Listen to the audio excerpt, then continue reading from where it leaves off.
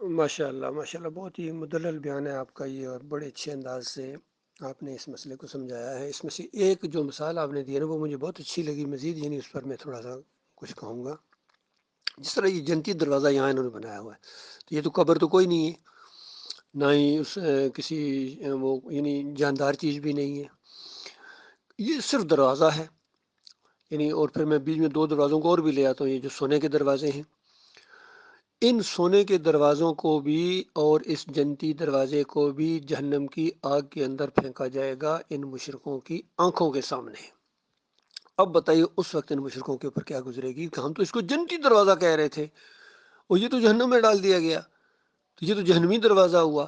تو دیکھو مومن آج بھی اس کو جہنمی دروازہ کہتے ہیں، کیونکہ ہمارا یہ عقیدہ ہے، سمجھ لیجیے کہ جو اس دروازے کے اندر سے نکلے گا اس عقیدے کے ساتھ، اس ذہن کے ساتھ کہ یہ جنتی دروازہ ہے، بڑی برکت والا ہے اور پوجا جا رہا ہے۔ صحیح کہا آپ نے۔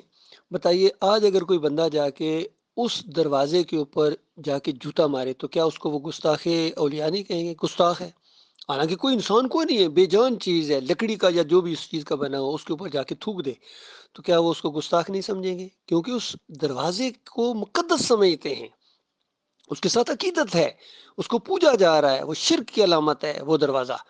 اس دروازے کی فوٹو جہاں بھی فریم کرائی جائے گی، اس کا کسی جگہ اس کو جھنڈے کے اوپر لگا دیا جائے گا تو یہ علامت ہوگی کہ یہ ایک مشرکانہ فعل ہے اور یہ ایک مشرکوں والا کام ہے۔ تو بالکل یہی معاملہ ہے، ہم کہتے ہیں کہ یہ سارے گنبد جو ہیں یہ شرک کی علامتیں ہیں۔ آج ان مسلمانوں کے جس طرح ہندوؤں کی مورتیاں ہیں اس طرح ان کی گنبد ہیں۔